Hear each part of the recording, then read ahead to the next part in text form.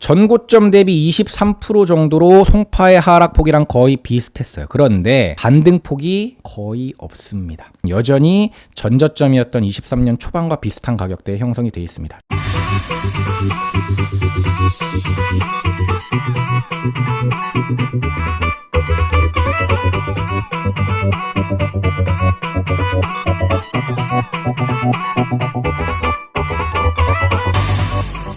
안녕하세요. 대한민국 1호 초이스 헬퍼이자 부동산 가치평가사 시크릿브라더입니다. 오늘 영상은 내 집 근처 아파트 중 저평가 아파트 찾는 방법을 알려드리려고 합니다. 지난 영상에서 제가 절대평가 개념으로 알려드렸다면 오늘은 상대평가의 개념에서 알려드릴 예정입니다. 간단한 방법으로 누구나 따라할 수 있으니까 많은 분들께 도움이 되지 않을까 생각합니다. 그럼 지금부터 시작하겠습니다. 아마 오늘 영상을 보시기 전에 이전 영상을 먼저 보시고 오시면 오늘 영상의 이해도가 올라가실 겁니다. 호갱노노의 상승률과 하락률 비교를 통해서 상대평가의 개념에서 저평가 여부를 판단하는 겁니다. 오늘 보여드릴 예시단지는 잠실에 있는 굉장히 유명한 단지죠. 엘리트 중에 하나인 리센치를 가지고 와 봤습니다. 오늘의 예시 지역을 제가 송파구로 들 텐데요. 송파구의 대장은 잠실주공 5단지인데 대표성을 봤을 때 엘리트를 예로 드는 게 더 괜찮을 것 같아서 리센치로 가져왔습니다. 이번 하락장 때 전고점 대비 한 23% 정도가 빠졌죠. 그리고 다시 급한 반등을 올리면서 거의 전고점까지 회복을 했다가 다시 12% 정도가 빠진 모습입니다. 여기서 중요한 건 금액을 보는 게 아니라 퍼센테이지를 봐야 된다는 겁니다. 23% 정도 이렇게 빠졌을 때 한 6억 정도가 빠졌었어요. 그런데 반등은 6억보다 적은 한 5억 정도였지만 퍼센테이지는 오히려 플러스 25%로 하락률보다 상승률이 더 컸습니다. 그러니까 금액과 률은 완전 다르다는 얘기예요. 금액이 아닌 퍼센트가 중요한 이유는 비교평가의 기본이 금액 베이스가 아니라 퍼센트 베이스로 움직이기 때문에 그렇습니다. 많은 사람들이 착각하는 게 내 아파트가 2억이 오르면 다른 아파트도 똑같이 2억이 오를 거라고 생각하는 거예요. 상급지로 갈아타는 게 어려운 이유는 가격이 금액 베이스로 움직이는 게 아니라 이 퍼센트 베이스로 움직이기 때문에 똑같은 퍼센테이지가 오르더라도 오히려 내 집과 상급지의 갭이 더 벌어져 버리는 거죠. 그래서 일반적으로 갈아타기의 타이밍은 상승장보다는 하락장에서 좋습니다. 예를 들어 볼게요. 10억과 5억이었던 아파트, 5억 차이였던 아파트가 하락장에서는 8억과 4억으로 4억 갭으로 줄어들죠. 다시 상승장에서는 똑같이 20%가 오르면 9.6억과 4.8억으로 다시 4.8억으로 갭이 벌어져 버려요. 그래서 이 원리를 이해해야 상대평가를 통한 저평가 아파트를 찾을 수가 있는 겁니다. 이번에는 잠실 엘리트보다 한 단계 아래급지라고 판단되는 헬리오시티를 갖고 와봤습니다. 물론 헬리오시티가 좋은 단지이긴 하지만 엘리트보다는 가격이 상대적으로 좀 저렴하죠. 이 아파트를 엘리트와 비교해가지고 한번 설명을 해드려 볼게요. 하락장에서는 역시 한 28% 정도가 떨어지면서 엘리트랑 거의 비슷한 퍼센테이지가 떨어졌는데 엘리트도 대단지인데 헬리오가 더 큰 단지이다 보니까 아무래도 금매도 많고 해서 더 많이 떨어지는 경향이 있어요. 평균을 내보면 거의 한 25% 정도 떨어지는 것 같아요. 헬리오시티는 이번 반등장에서 한 23% 정도 반등했습니다. 하락은 한 5% 정도 했어요. 다시 올랐다가 다시 하락을 이렇게 한 거죠. 여기서 중요한 포인트 두 가지가 나오고 이게 오늘 영상의 핵심입니다.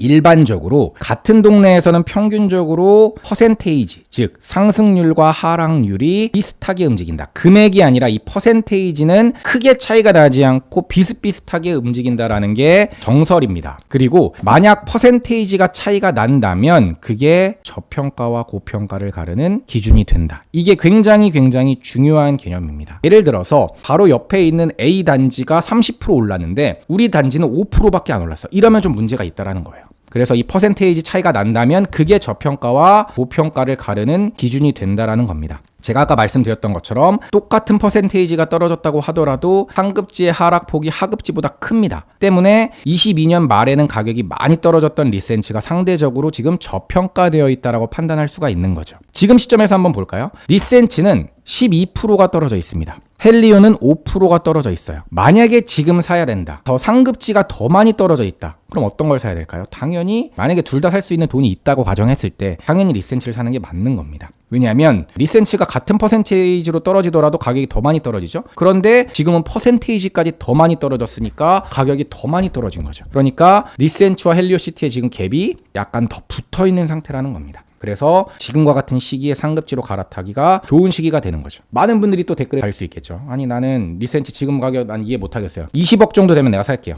떨어져봤자 어차피 22억, 23억 이거 아닌가요? 이런 감정적인 말들은 부동산을 매수할 때 하등 쓸모가 없는 말들이라는 겁니다. 객관적인 눈으로 바라보고 확률 높은 싸움을 해야 되는 것이죠. 지금 보여드리는 이 아파트 단지를 한번 잘 보세요. 여기 단지는 송파구에서 조금 떨어져 있는 강동구에 있는 단지고 강동구에서 선호도가 꽤 높은 단지 중에 하나입니다. 그런데 이 단지는 전고점 대비 23% 정도로 송파의 하락폭이랑 거의 비슷했어요. 그런데 반등폭이 거의 없습니다. 떨어진 다음에 반등을 거의 못했다라는 겁니다. 송파가 반등할 때 반등을 전혀 못했고 살짝 기미가 있다가 다시 장이 꺾이면서 힘을 여전히 못 쓰고 있는 모습이에요. 현재 호가들이 조금 더 비싸게 나와 있기는 하지만 여전히 전저점이었던 23년 초반과 비슷한 가격대에 형성이 되어 있습니다. 잘 내고 한다 그러면 11억 후반대에도 매수할 수 있을 걸로 보여져요. 이게 상대평가 개념에서 굉장히 중요한 개념이라는 겁니다. 물론 이것만 가지고 아파트의 저평가, 고평가 여부를 판단하기가 굉장히 어려워요. 하지만 누구나 쉽게 할 수 있는 이 호갱노노의 퍼센테이지 비교를 통해서 상대적으로 덜 오르고 여전히 저렴한 단지를 찾을 수 있는 방법이 있다는 걸 제가 보여드린 겁니다.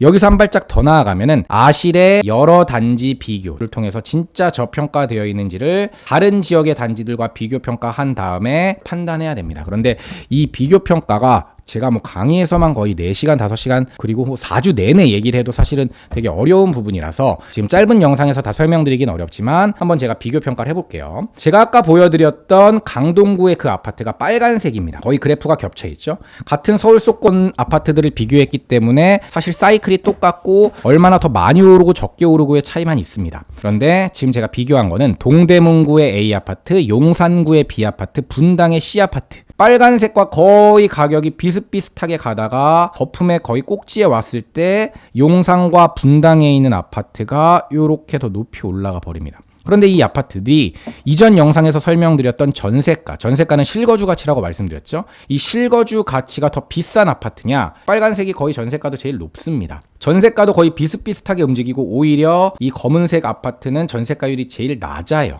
그럼에도 불구하고 가격이 제일 비쌉니다. 이 얘기는 뭐냐면 이 아파트가 좋은 아파트임에는 분명하겠지만 전세가 대비해서도 여러 아파트 단지를 비교해 봤을 때도 거품이 좀 껴있다라는 겁니다. 저라면 지금 시점에서는 빨간색이나 파란색 아파트를 매수를 할 것 같다라는 겁니다. 물론 RR 여부에 따라 가지고 차이가 날 수 있지만 몇 억 차이가 나는 거는 누군가는 고평가, 누군가는 저평가라는 얘기이기 때문에 그런 거고 전세가가 그거를 증명을 하는 거죠.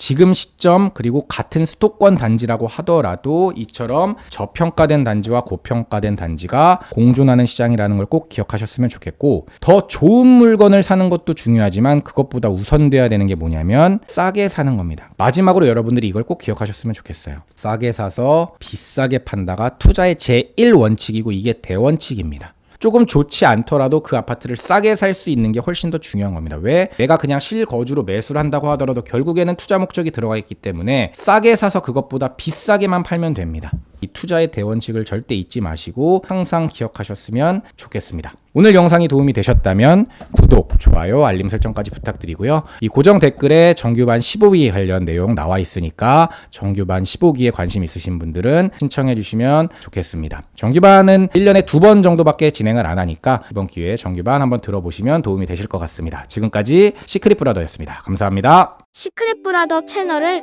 구독, 좋아요, 알림 설정 부탁드려요.